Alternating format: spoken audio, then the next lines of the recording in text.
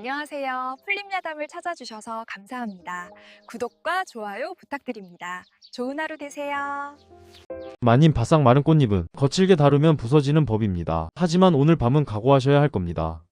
이 놈이 몰고 온 먹구름으로 마님을 빗물에 흠뻑 적시다 못해 아주 축축하게 젖어 흐물거릴 때까지 굵은 장대비를 퍼부어 드릴 테니까요. 먼 옛날 호랑이가 담배를 피우다 목이 메어 쿨럭이던 시절보다도 조금 더 뒤 탐관오리들의 배는 남산만큼 불러 터지고 백성들의 등 가죽은 북가죽처럼 말라붙어 가던 조선 말기의 이야기입니다. 오늘 들려드릴 이야기는 타들어가는 가뭄 속에서 피어난 어느 과부와 머슴의 질척하고도 뜨거운 사랑 이야기. 그리고 그 속에 숨겨진 통쾌한 반전입니다.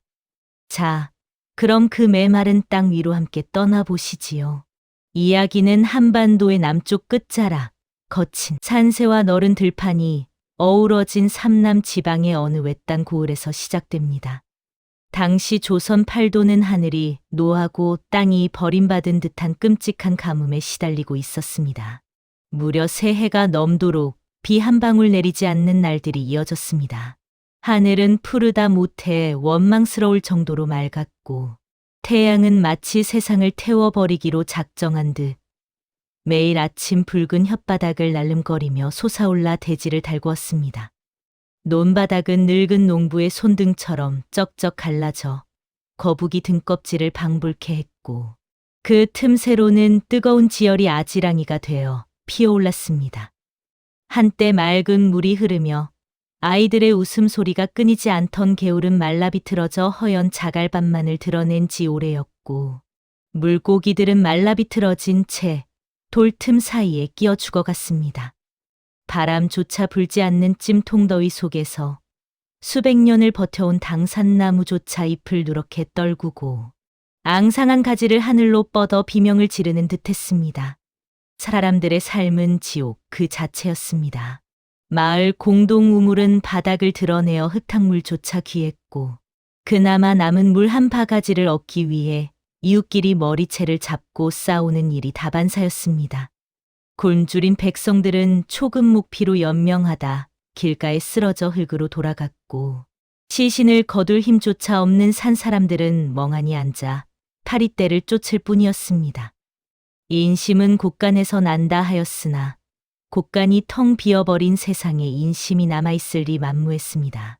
밤이 되면 굶주림에 미쳐버린 산적대가 마을로 내려와 약탈을 일삼았기에 사람들은 해가 지기도 전에 문을 걸어 잠그고 숨죽여야 했습니다. 모든 것이 바싹 타들어가는 이 메마른 땅 위에서 사람들의 욕망 또한 건조한 지푸라기처럼 변해갔습니다. 스치기만 해도 불이 붙을 만큼 위태롭게 날이 선 신경들, 생존을 위한 처절한 몸부림, 그리고 그 속에서 꿈틀거리는 원초적인 본능들. 이 이야기는 바로 그 지독한 목마름에서 시작되었습니다.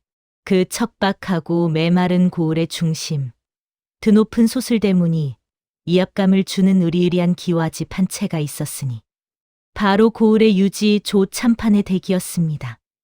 백성들이 물 한 모금 마시지 못해 입술이 터져가는 와중에도 조 참판 댁의 담장 너머로는 기름진 고기 굽는 냄새가 풍겨나와 원성을 샀습니다.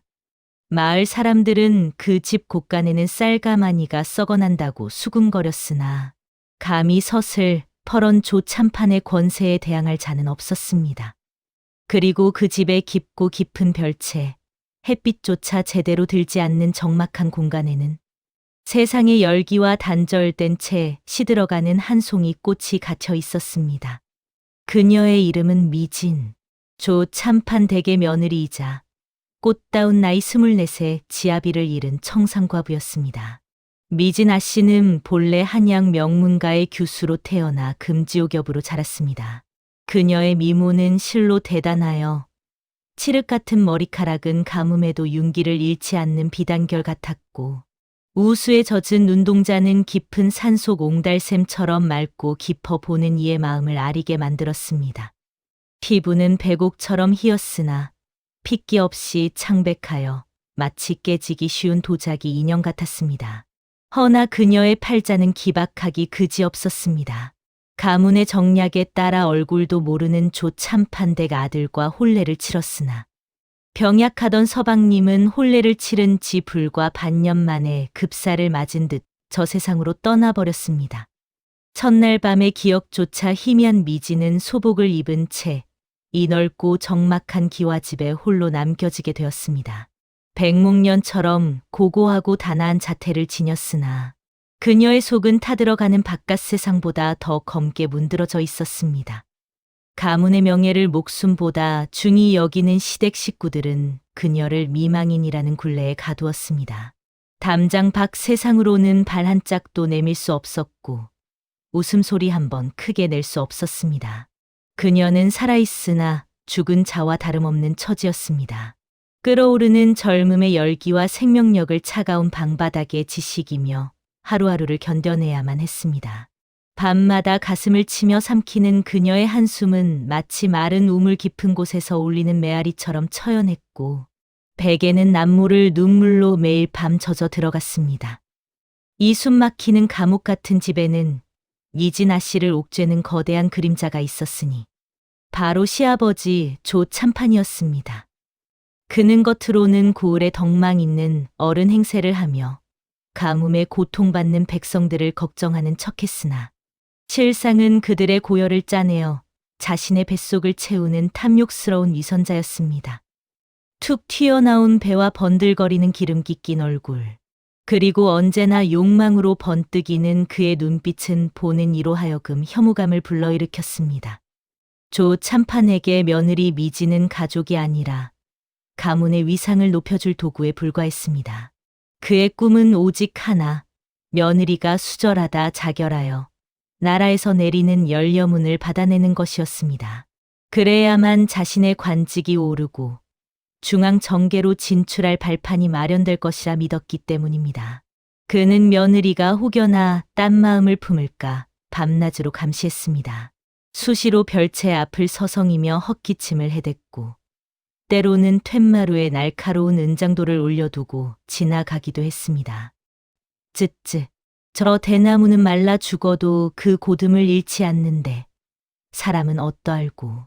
하인들이 듣는 앞에서 혀를 차며 내뱉는 그의 말은 며느리에게 곡기를 끊고 죽으라는 서슬 퍼런 무언의 압박이었습니다. 미진아 씨는 그럴 때마다 공포와 수치심에 몸을 떨며 방문을 걸어 잠가야 했습니다. 반면 이 숨막히는 별채에서 미진아 씨의 유일한 숨구멍이 되어주는 이는 몸종 미니뿐이었습니다.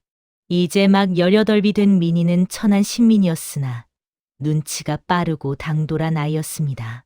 미니는 미진아 씨의 억눌린 욕망과 답답함을 누구보다 잘 알고 있었으며 주류인 아 씨를 위해서라면 무슨 짓이라도 할 준비가 되어 있는 충직하면서도 앙큼한 조력자였습니다.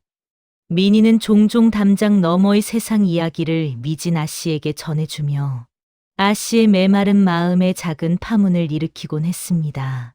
아 씨, 오늘 장터에 갔더니 글쎄 옆마을 최 진사댁 과부가 야반도주를 했다지 뭡니까. 쯧쯧, 욕은 먹겠지만 그래도 산 사람은 살아야지 않겠습니까. 미니의 말은 미진아 씨에게 죄책감과 동시에 알 수 없는 해방감을 심어주곤 했습니다. 그러던 어느 날 이 적막하고 건조한 집에 짐승 같은 사내 하나가 굴러들어왔습니다. 그의 이름은 강쇠라 했습니다. 어디서 왔는지 근본도 알 수 없는 강쇠는 곰처럼 거대한 체구에 무뚝뚝한 성정을 지닌 머슴이었습니다. 집안의 꾸준히를 도맡아 하는 그였지만 그의 존재감은 여느 하인들과는 확연히 달랐습니다. 온 세상이 가뭄으로 바싹 말라 비틀어지는 와중에도 기이하게 강쇠의 몸만은 언제나 땀과 물기로 번들거렸습니다. 떼약볕 아래서 장작을 패거나 물을 길어 나를 때 상의를 탈의한 그의 등판은 마치 기름을 바른 듯 매끄럽게 빛났습니다. 내리꽂는 도끼질에 따라 꿈틀거리는 등 근육은 살아있는 뱀들이 따리를 트는 듯했고 무거운 쌀가마니를 한 손으로 번쩍 들어 올릴 때 솟아오르는 팔뚝의 시퍼런 핏줄은 보는 여인들의 오금을 저리게 만들 정도였습니다. 그가 후 하고 거친 숨을 내쉴 때마다 주변의 공기마저 뜨겁게 달아오르는 듯했습니다. 그가 지나간 자리에는 퀴퀴한 땀 냄새가 아니라 비에 젖은 흙 냄새와 묘하게 비릿하면서도 시원한 물 냄새가 맴돌았습니다. 미진아 씨는 툇마루 문살 틈으로 그 광경을 훔쳐보곤 했습니다. 처음에는 그저 천한 머슴이라 여겨 외면하려 했으나 자꾸만 눈길이 가는 것을 막을 수 없었습니다. 우물가에서 등목을 하며 어푸 물을 끼얹는 강쇠의 모습을 볼 때면 미진아 씨는 자신도 모르게 마른 침을 꿀꺽 삼켰습니다. 물방울이 그의 탄탄한 가슴팍을 타고 흘러 배꼽 아래로 사라지는 것을 보며 그녀의 얼굴은 잘 익은 홍시처럼 붉게 달아올랐습니다. 메마른 돼지가 단비를 갈구하듯 죽어가던 그녀의 본능이 강쇠라는 생명력 넘치는 수컷에게 강렬하게 반응한 것입니다.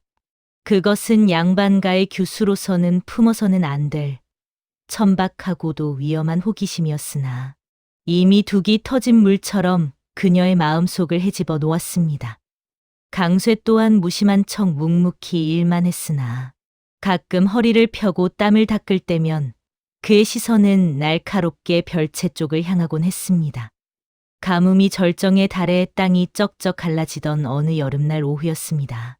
미진아 씨의 운명을 송두리째 뒤흔드는 사건이 벌어졌습니다. 그날따라 더위가 기승을 부려 매미 소리조차 끊어질 듯 이어지던 시각. 미진아 씨는 시아버지 조 참판에게 올릴 시원한 오미자차를 들고 사랑채 복도를 지나고 있었습니다.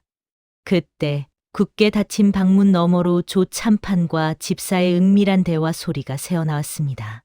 평소라면 못 들은 척 지나쳤을 테지만 관찰사니 구율미니 하는 심상치 않은 단어들이 귀에 꽂혀 발걸음을 멈추게 되었습니다. 대감마님, 큰일입니다. 이번에 새로 부임하는 관찰사 영감이 깐깐하기로 소문이 자자합니다. 창고를 조사하여 대감께서 구율미를 빼돌린 것을 알게 되면 대감의 목이 달아날 수도 있습니다. 집사의 다급한 목소리에 미진아 씨는 숨을 죽였습니다. 허허, 이 사람아, 그리 호들갑 떨지 마라. 관찰사 영감이 깐깐하다 하나 그 또한 사내 아니더냐? 내 듣자 하니 그 영감이 여색을 밝히기로 유명한데 특히 정절을 지키는 과부를 꺾는 맛을 그리 좋아한다지 않느냐. 하오나 대감, 지금 당장 어디서 그런 고귀한 여인을 구한단 말입니까? 기생들은 널렸으나 정절 지키는 양반과 과부라니요. 잠시 정적이 흐른 뒤 조 참판의 비릿한 웃음소리가 들려왔습니다. 등잔 밑이 어둡다더니 우리 별채에 아주 싱싱하고 고귀한 꽃 한 송이가 피어 있지 않느냐. 예, 설마.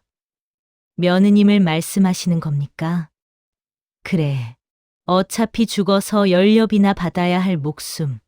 가문을 살리는 데 쓰면 그보다 더한 효도가 어디 있겠느냐.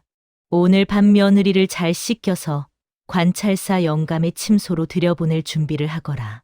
반항하지 못하게 입에 재갈이라도 물리던지.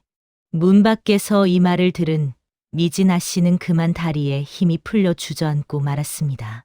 쟁반 위에서 찻잔들이 달그락거리며 부딪혔으나 그 소리조차 들리지 않을 만큼 충격은 컸습니다. 시아버지가 며느리를, 그것도 정절을 강요하던 그 입으로 다른 사내의 놀이개로 뇌물로 바치겠다니 이것은 짐승만도 못한 패륜이었습니다. 자신은 이 집안에서 사람이 아니라 그저 가문의 명예를 위한 장식품이거나 필요할 때 팔아치우는 물건에 불과했던 것입니다. 수치심과 배신감에 온몸이 사시나무 떨듯 떨려왔습니다. 입술을 깨물어 흐르는 붉은 피가 입안을 비릿하게 채웠습니다. 그녀는 찻상을 내려놓고 비틀거리며 별채로 돌아왔습니다. 거울 속에 비친 자신의 얼굴이 너무나 처참하고 가엾어 보였습니다. 억눌러왔던 슬픔은 이내 차가운 분노와 절망으로 바뀌었습니다. 해가 지고 어둠이 깔리자 미진아 씨는 결단을 내렸습니다. 짐승만도 못한 시아버지의 손에 이끌려 더러운 탐관오리의 놀이개가 되느니 차라리 스스로 목숨을 끊어 이 지옥 같은 삶을 마감하겠다고 말입니다. 그것이 양반가의 여인으로서 지킬 수 있는 마지막 자존심이라 여겼습니다. 내 몸은 내가 지킨다. 살아서 지옥을 보느니 죽어서 흙이 되리라. 그녀는 장롱 깊숙한 곳에서 평소 아끼던 옥색 저고리와 하얀 치마를 꺼내 정갈하게 차려입었습니다. 머리에는 은비녀를 꽂고 품에는 어머니가 물려주신 작은 놀이개 하나를 챙겼습니다. 모두가 잠든 야심한 시각, 개 짖는 소리조차 들리지 않는 정막 속에서 그녀는 담장 귀퉁이의 개구멍을 통해 몰래 집을 빠져나왔습니다. 목적지는 마을 어귀, 흉흉한 소문이 돌아 사람들의 발길이 끊김 버려진 물레방앗간 옆 깊은 연못이었습니다. 그곳에는 가뭄에도 마르지 않는 깊은 물이 있어 몸을 던지기에 안성맞춤이라 여겼기 때문입니다. 말라붙은 논길을 걸어가는 미진아 씨의 발걸음은 처연했습니다. 발에 채이는 마른 풀 소리가 마치 저승으로 가는 길을 안내하는 듯했습니다. 달빛조차 구름에 가려 어둑한 밤길.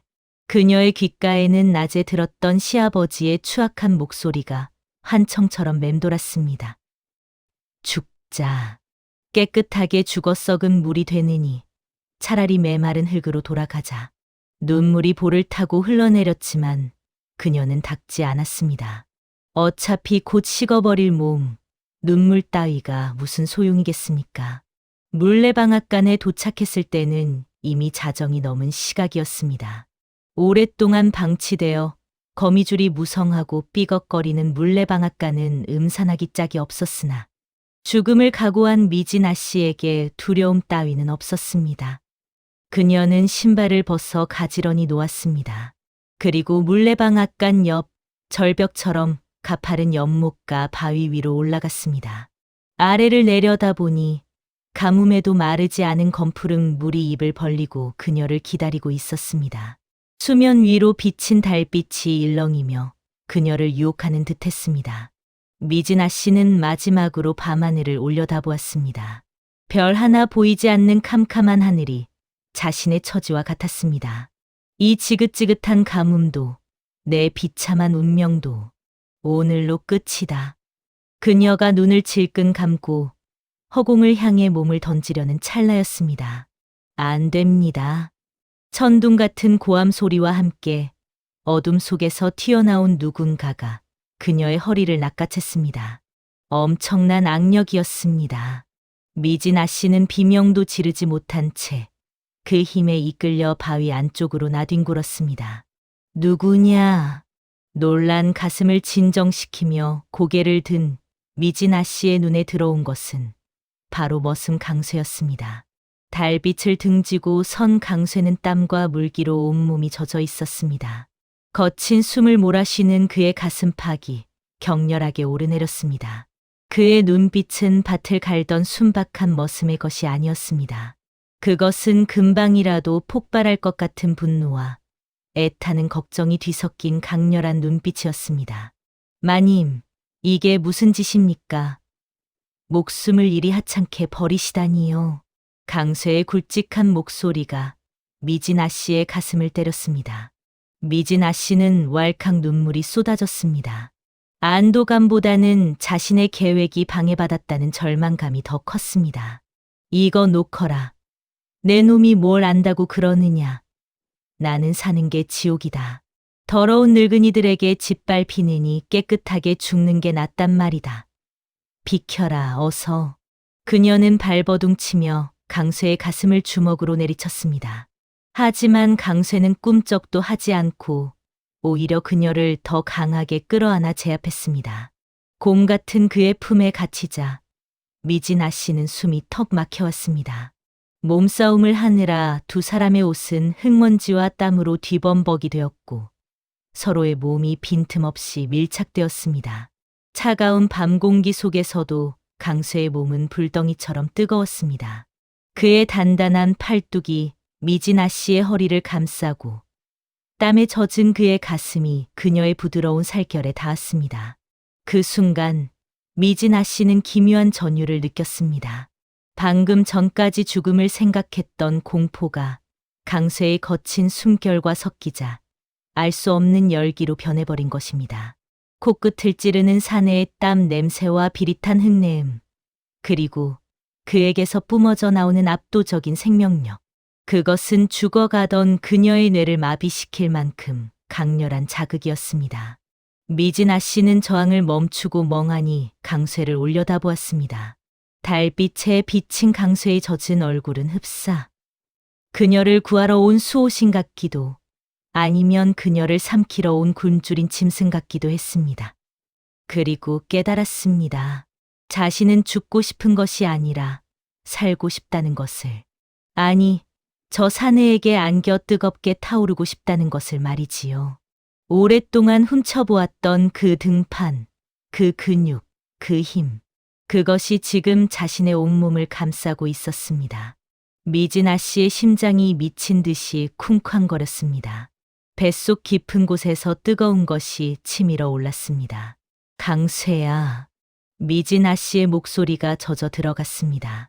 그 목소리에는 양반가의 위엄 대신 한 여인의 애절한 욕망이 담겨 있었습니다. 나를 살렸으니 책임져라. 강쇠가 멈칫하며 그녀를 내려다보았습니다. 미진아 씨는 떨리는 손을 들어 강쇠의 뺨을 어루만졌습니다. 거칠고 투박한 피부였지만 그 온기는 너무나 따뜻했습니다. 내일이면 나는 짐승 같은 관찰사에게 팔려갈 몸이다. 그 전에 차라리 내가 나를 가져라. 깨끗한 몸으로 죽지 못할 바에야 내가 원하는 사내에게 안기고 싶다. 지금 나를 안지 않으면 나는 이 자리에서 혀를 깨물고 죽을 것이다. 그것은 부탁이 아닌 절규였으며 유혹이 아닌 협박이었습니다. 강쇠는 잠시 망설이는 듯했으나 이내 미진아 씨의 눈동자 속에서 타오르는 불길을 읽어냈습니다. 죽음 직전까지 몰린 암컷의 절박함, 그리고 오랫동안 자신을 훔쳐보던 그 뜨거운 시선의 정체를 깨달은 것입니다. 강쇠는 더 이상 망설이지 않았습니다. 그는 깃털처럼 가벼운 미진아 씨를 번쩍 안아들었습니다. 후회하지 않으시겠습니까? 후회는 안 해보는 게 후회다. 강쇠는 미진아 씨를 안은 채 삐걱거리는 나무 문을 열고 물레방앗간 안으로 들어섰습니다. 오랫동안 사람의 발길이 닿지 않은 그곳은 거미줄이 처마를 뒤덮고 묵은 먼지가 가득했지만 두 사람에게는 세상 그 어느 화려한 침소보다 은밀하고 안전한 요새였습니다. 강쇠는 바닥에 쌓인 지푸라기를 발로 걷어내고 자신의 땀 젖은 겉옷을 벗어 깔았습니다. 구릿빛 근육이 달빛을 받아 꿈틀거리는 것을 보며 미진아 씨는 마른 침을 삼켰습니다. 강쇠는 미진아 씨를 조심스럽게 내려놓으며 그녀의 옥색 저고리 고름에 투박한 손을 얹었습니다. 마님, 바짝 마른 논에는 물기를 터주어야 곡식이 자라는 법입니다. 제가 그 논에 물을 대드리겠습니다. 강쇠의 낮은 목소리와 함께 옷고름이 풀리는 소리가 정적을 깼습니다. 스르르륵 옷감이 흘러내리고 하얀 속살이 어둠 속에 드러났습니다. 그것은 양반가의 법도와 체면, 과부라는 굴레를 모두 벗어던지는 해방의 순간이었습니다. 밖은 바람 한 점 없는 고요한 밤이었으나 물레방앗간 안은 폭풍우가 몰아치듯 격렬했습니다. 강쇠는 미진아 씨를 으스러지도록 끌어안았고 미진아 씨는 강쇠의 단단한 어깨에 손톱을 박아 넣으며 매달렸습니다.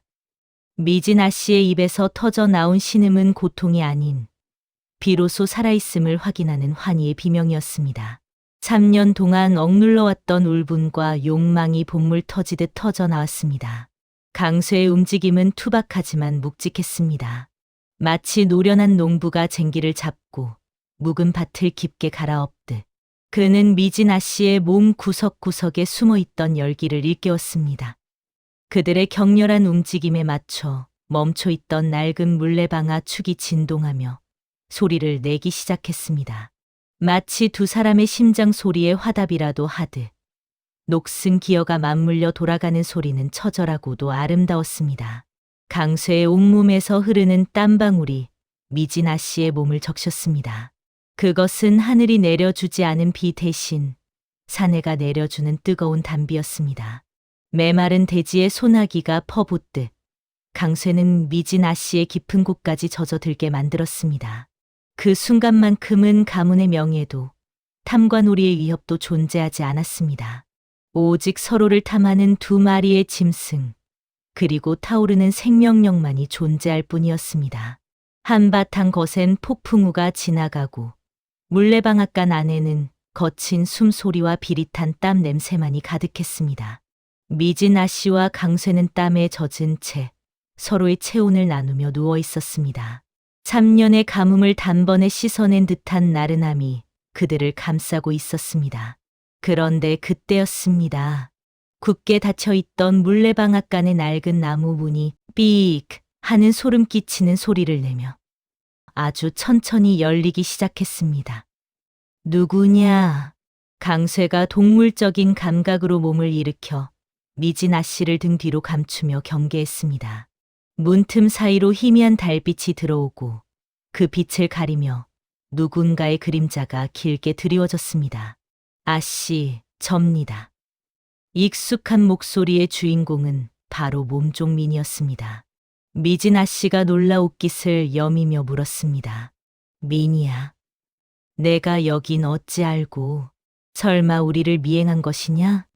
아씨가 한밤중에 보찜을 싸서 사라지셨는데 제가 어찌 모른 척 잠만 자겠습니까? 걱정이 되어 뒤를 밟았습니다. 헌데 민희는 문을 활짝 열고 당돌하게 안으로 들어왔습니다. 그녀의 표정에는 놀람보다는 묘한 질투와 호기심, 그리고 알 수 없는 열기가 서려 있었습니다. 그녀는 문을 다시 단단히 걸어 잠그더니 헝클어진 두 사람, 특히 상의를 탈의한 채 땀으로 번들거리는 강쇠의 다부진 몸을 뚫어지게 쳐다보았습니다. 제가 망을 봐드리지 않았으면 벌써 마을 사람들에게 들켜 멍석마리를 당하셨을 겁니다. 감사 인사는 나중에 받겠습니다. 민희는 짐짓 서운한 척하며 강쇠 앞으로 다가갔습니다. 그녀의 눈빛이 흔들렸습니다. 아씨만 좋은 거 드시고 저는 구경만 하라니 너무하십니다. 저도 목이 타들어 갈 것 같단 말입니다. 이 지독한 가뭄에 저라고 목마르지 않을 줄 아셨습니까? 저 늙은 참판 영감의 호통과 매질을 견디며 시들어가는 건 저도 마찬가지란 말입니다. 분이의 말은 협박이 아닌 애원이었습니다. 그녀 역시 천한 신분으로 태어나 짐승만도 못한 조 참판 밑에서 시들어가고 있었던 것입니다. 미진 아씨는 잠시 망설였으나 민희의 눈동자에서 자신과 똑같은 절박함을 보았습니다. 이 지옥 같은 세상에서 살아남으려면 서로의 가장 은밀한 치부를 공유하는 공범이 되어야 했습니다. 그래, 들어오거라. 민희 너라고 다를 게 있겠느냐. 우리 셋 다 벼랑 끝에 성 같은 처지로구나. 강쇠야, 이 아이도 외면하지 말아다오. 미진 아씨의 허락이 떨어지자 강쇠는 곤란한 듯 너리를 긁적였으나 이내 투박한 손으로 민희의 손을 잡았습니다. 그날 밤 물레방앗간에는 기묘하고도 위태로운 세 사람의 그림자가 일렁였습니다. 강쇠는 두 여인의 메마른 갈증을 모두 채워주기에 부족함이 없는 강인한 사내였습니다. 신분의 귀천도 세상의 도덕도 사라진 그곳에서 그들은 서로의 체온에 의지해 밤을 지새웠습니다. 그들은 단순한 욕망의 파트너를 넘어 조참판이라는 거대한 악에 맞서는 비밀스러운 동지가 되었습니다. 새벽 딸기 울기 전 세 사람은 사람들의 눈을 피해 다시 별채로 돌아와야 했습니다. 민희가 먼저 나가 망을 보고 강쇠와 미진 아씨가 뒤따라 들어왔습니다. 다행히 조 참판과 하인들은 깊은 잠에 빠져 있었습니다. 방으로 돌아온 미진 아씨는 긴장이 풀려 자리에 주저앉았습니다. 하지만 강쇠는 곧바로 머슴 방으로 돌아가지 않고 마당 한 구석에서 보찜을 정리하고 있었습니다.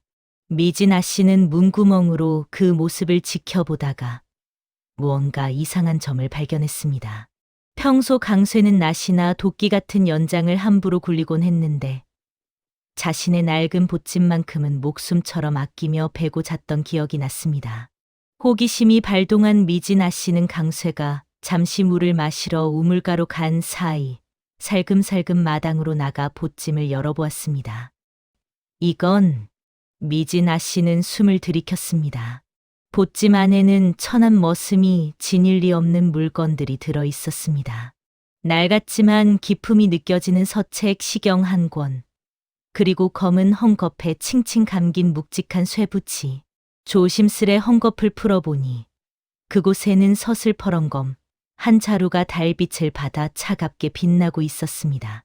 칼날에는 척결이라는 글자가 선명하게 새겨져 있었습니다. 그때 등 뒤에서 서늘한 인기척이 느껴졌습니다. 마님, 남의 물건을 함부로 손대시면 안 됩니다. 강쇠였습니다.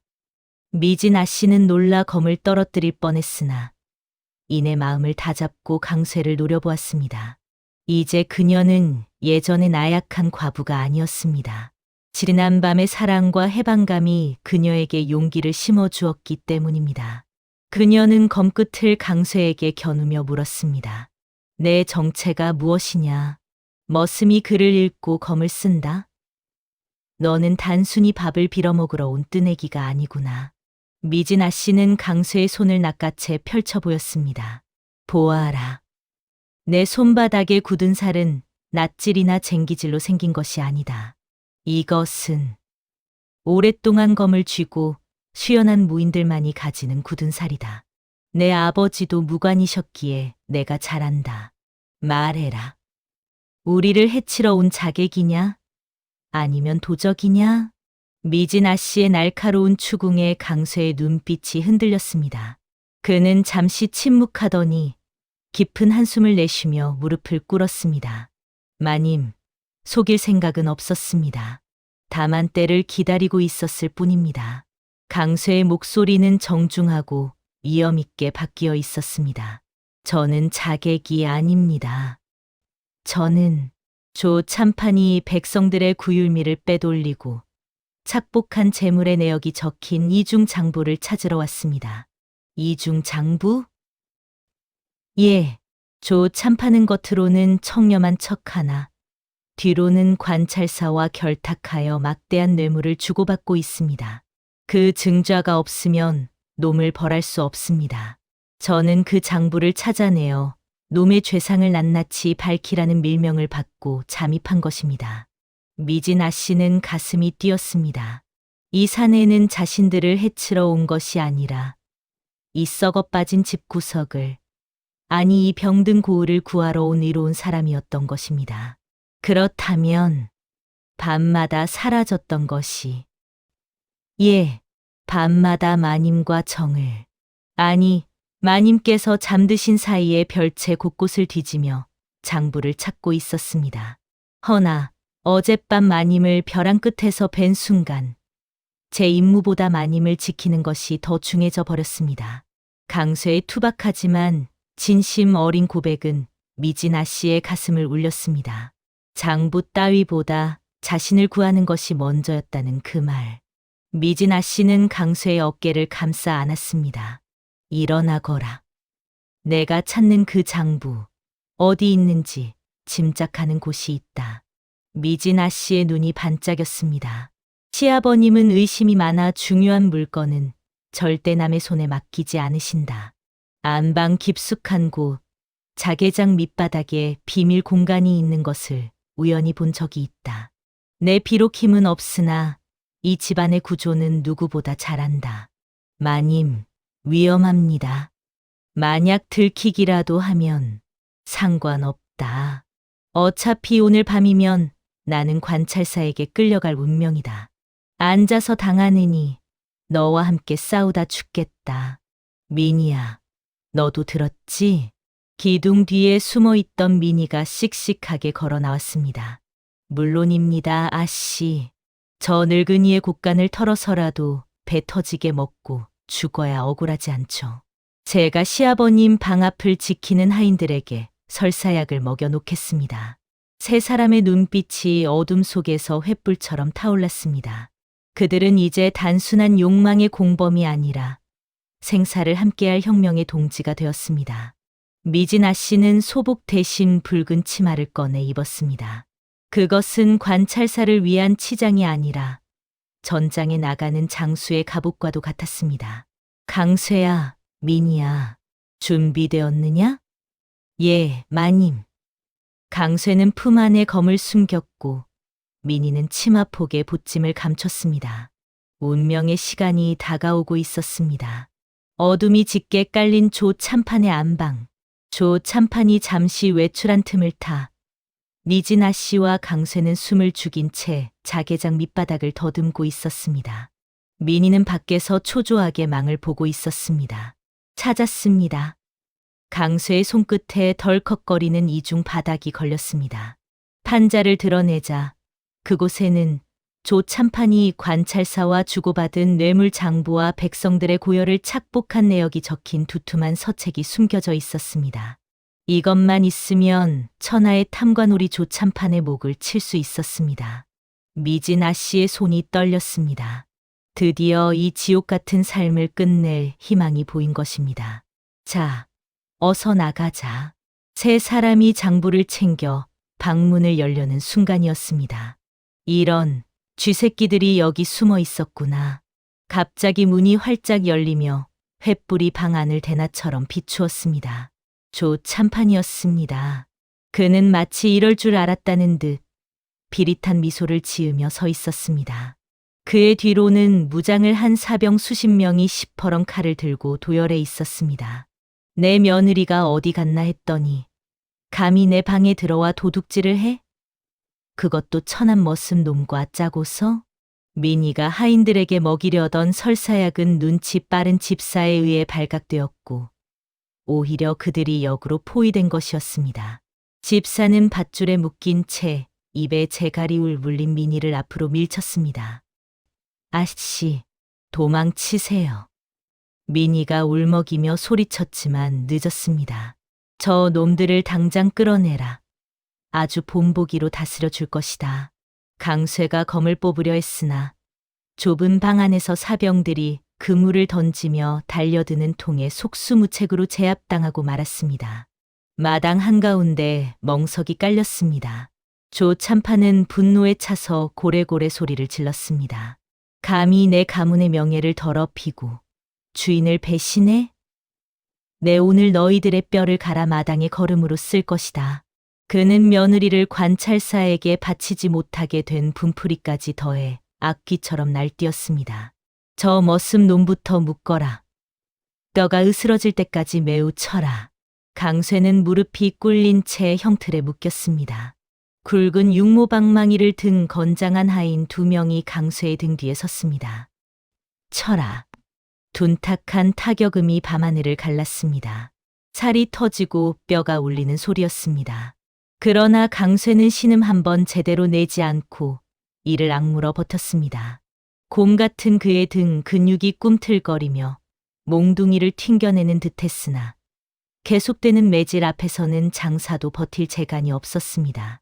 10여 대가 넘어가자 강쇠의 입가에서 붉은 피가 주르륵 흘러내렸습니다. 그만, 제발 그만하세요. 차라리 저를 치세요. 포승줄에 묶인 미진아 씨가 바닥을 기어가며 울부짖었습니다. 사랑하는 정인이 자신을 구해주었던 그 따뜻한 등판이 피범벅이 되어가는 것을 참아 볼 수 없었습니다. 아버님, 모든 것은 제가 꾸민 일입니다. 강쇠는 죄가 없습니다. 그러나 조 참판은 코웃음을 쳤습니다. 요망한 것, 내년도 순서는 있다. 저 놈이 숨을 거두는 걸 보고 나면 너와 저 계집종도 연못에 수장시켜 주마. 죽어라. 하인이 다시 몽둥이를 높이 치켜들었습니다. 그런데 그 순간 강쇠가 고개를 돌려 미진아 씨를 바라보았습니다. 피눈물을 흘리며 애원하는 그녀의 모습에 강쇠의 가슴 속에서 무언가가 툭 하고 끊어졌습니다. 그것은 이성의 끈이었습니다. 내 여인을 울리지 마라. 강쇠의 목소리가 지옥에서 올라온 악귀처럼 낮게 깔렸습니다. 뭐라고 짓거리는 게냐. 어서 치라니까. 조 참판의 호통에 하인이 몽둥이를 내리꽂았습니다. 모두가 강쇠의 뼈가 부러졌으리라 생각했습니다. 그러나 부러진 것은 강쇠의 뼈가 아니라 굵은 참나무 몽둥이였습니다. 강쇠가 묶인 상태에서 순간적으로 근육을 부풀려 몽둥이를 받아낸 것입니다. 짐승의 포효 같은 소리가 강쇠의 입에서 터져 나왔습니다. 그의 온몸에 핏줄이 지렁이처럼 곤두서더니 팔뚝만 한 굵기의 포승줄이 팽팽하게 당겨지기 시작했습니다. 저 놈 봐라. 줄을 끊으려 한다. 경악스러운 소리와 함께 질긴 밧줄이 썩은 지푸라기처럼 끊어져 나갔습니다.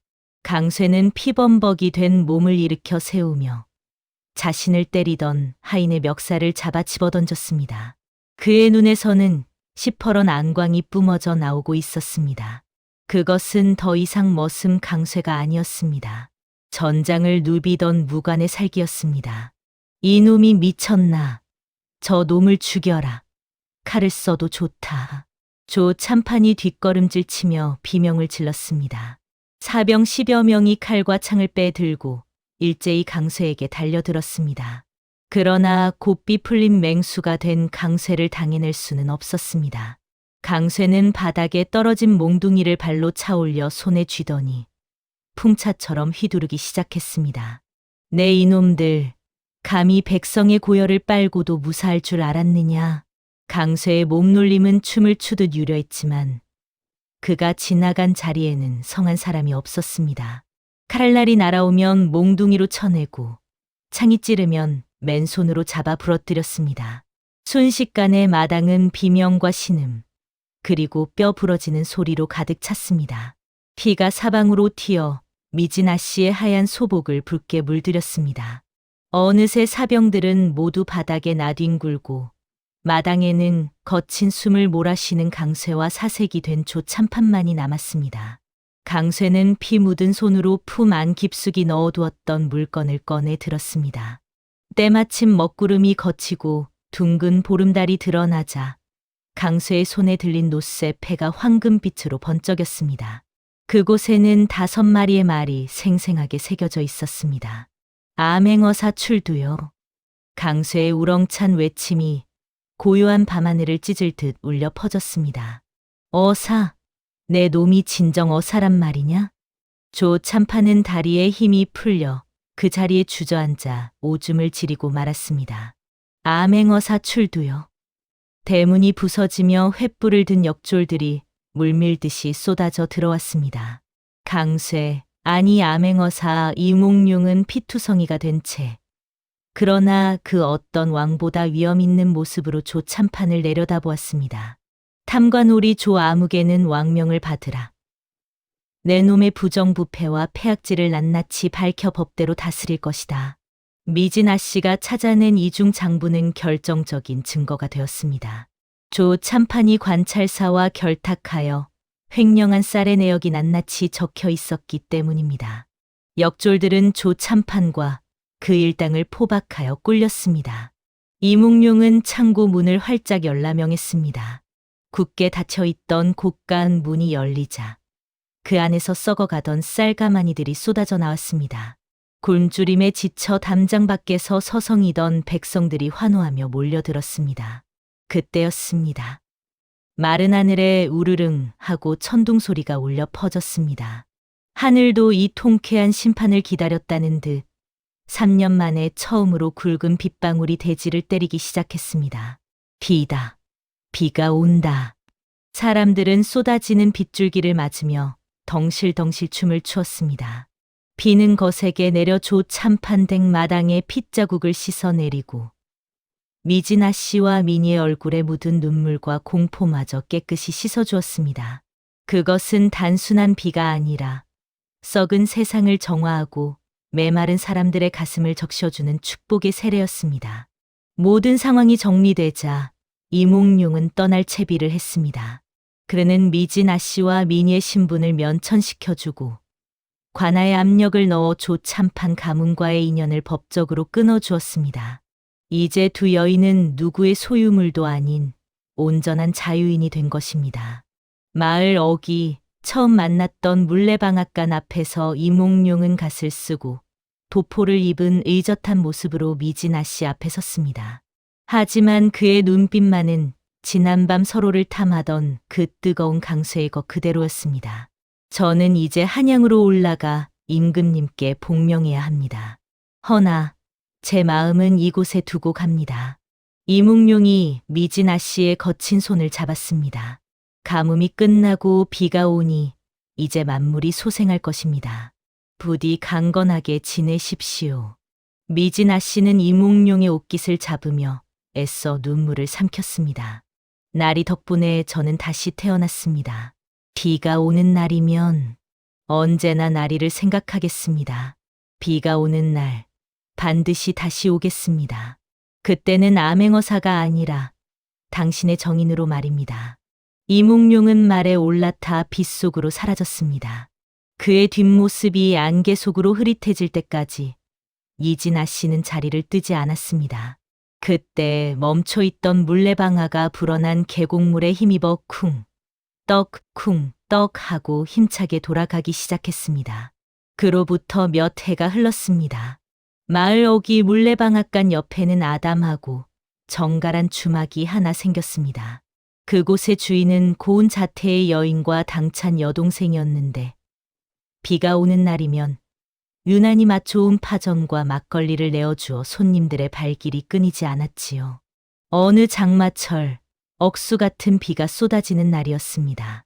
주막의 평상에 앉아 빗소리를 듣고 있던 미진의 귀에 익숙하고도 그리운 말발굽 소리가 들려왔습니다.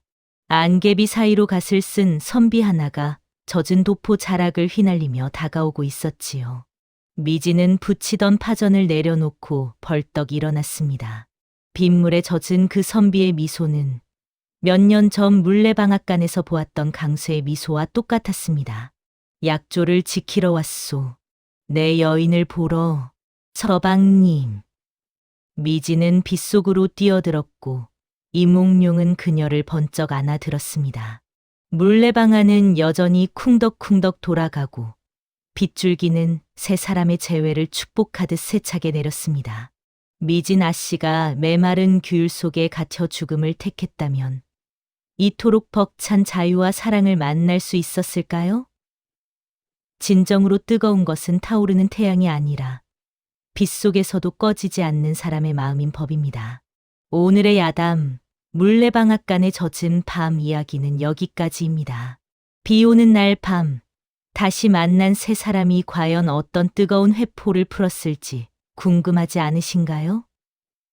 그 뒷이야기는 여러분의 상상에 맡기겠습니다. 다음 영상을 빠르게 만나보시려면 좋아요와 구독을 눌러주세요. 그럼 더 재미있고 화끈한 야담으로 찾아뵙겠습니다. 모두 행복한 하루 보내세요.